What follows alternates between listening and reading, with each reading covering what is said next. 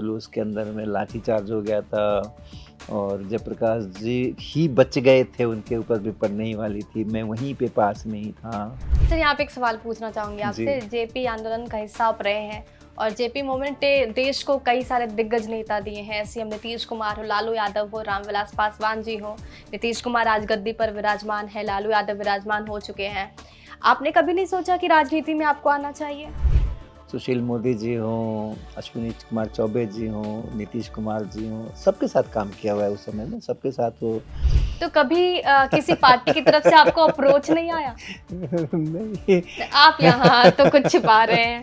नहीं, नहीं, ऐसा ऐसी बात नहीं, ऐसी बात नहीं। किसी पार्टी ने तो आपको अप्रोच किया होगा। आप तो आरएसएस के मेंबर भी हैं। बीजेपी ने तो आपसे बातचीत की होगी इस मसले पर। नहीं, नहीं, उसी स्कूल कॉलेज यूनिवर्सिटी से। में, पटना यूनिवर्सिटी में आपका समय कैसे बीता है? आपने तो पटना साइंस कॉलेज में पढ़ाया भी है।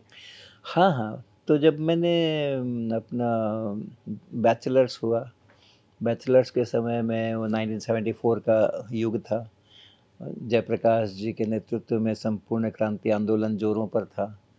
तो उस आंदोलन में भी भाग लिया मैंने, जुलूस में भी झंडा लेकर के सड़कों पर भी मैं चला, कि गवर्नमेंट ऑफिसर्स के सामने में धरना देना, ये करना और यात्राओं में शामिल होना।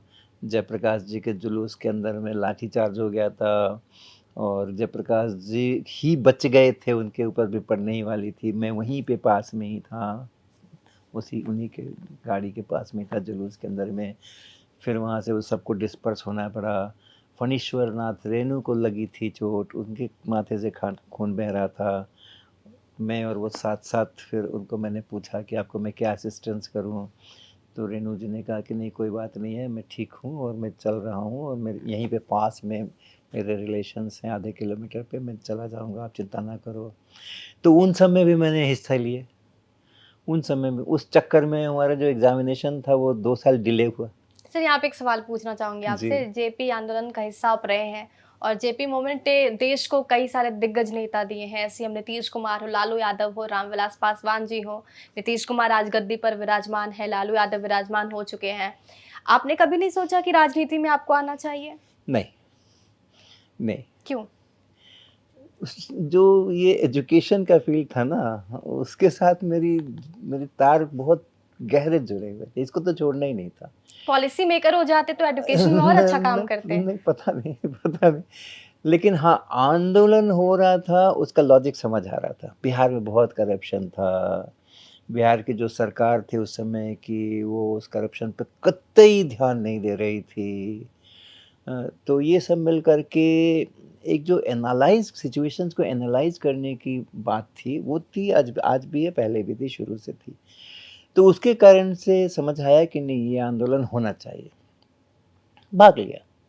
सुशील मोदी जी हों, अश्विनी कुमार चौबे जी हों, नीतीश कुमार जी हों, सबके साथ काम किया हुआ है उस समय में, सबके साथ वो निकले हुए हैं सड़कों के ऊपर, रविशंकर हों, इन सब के साथ काम किया हुआ है, जम के काम किया हुआ है। तो कभी किसी पार्टी की तरफ से आपको अप्रोच नहीं आया? नहीं। आप यहाँ तो कुछ छिपा रहे हैं। नहीं, नहीं, ऐसा ऐसी बात नहीं, ऐसी बात नहीं। किसी पार्टी ने तो आपको अप्रोच किया होगा। आप तो आरएसएस के मेंबर भी हैं। बीजेपी ने तो आपसे बातचीत की होगी इस मसले पर। नहीं, नहीं, सबको पता है कि ये राजनीति में आएगा तो कचरा ही करके जाएगा। इतने सवाल उठाएगा, ये गलत हो रहा है, ये सही हो रहा है, ये नैतिक है, ये अनैतिक है। नहीं, वो तो आपके आपके पेरेंट्स को भी पता था आप कुछ नहीं कर पाएँगे। लेकिन आज आप सोचिए करोड़ों छात्रों को पढ़ा रहे हैं। हाँ जी। तो ऐसी राजनीति में भी आप अच्छा कर सकते हैं। पता नहीं है मुझको कि मैं क्या करता, क्या नहीं करता। ज़रूरी नहीं है कि जिसकी एक चीज़ की क्षमता वो दूसरी जगह पर काम करे और एक शुद्धता के साथ में काम करना, ये जो संस्कार मैंने परिवार से भी सीखे और अपने शिक्षकों से भी सीखे, अपने समाज से सीखे कि एक एथिक्स को कभी नहीं छोड़ना। तो वो राजनीति के क्षेत्र में रहने के बाद मैं कितना उसमें सफल होता, नहीं होता मालूम नहीं मुझको। कई बार राजनीतिक मजबूरियाँ हुआ करती हैं।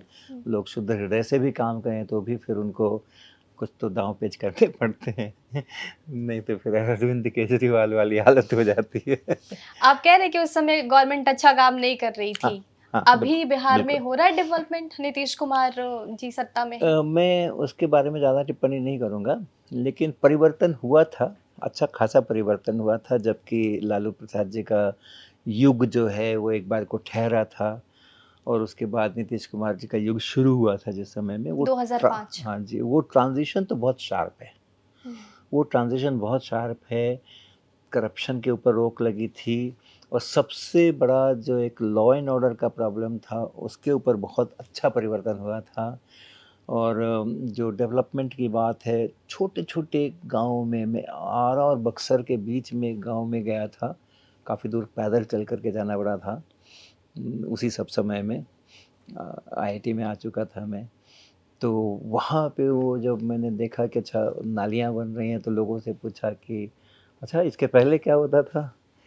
तो उन्होंने बताया कि हमें तो पता ही नहीं था कि कोई सरकार नाम की भी चीज़ होती है और उसका काम होता है नालियाँ बनाना या सड़कें बनाना। कभी पता ही नहीं था उनको।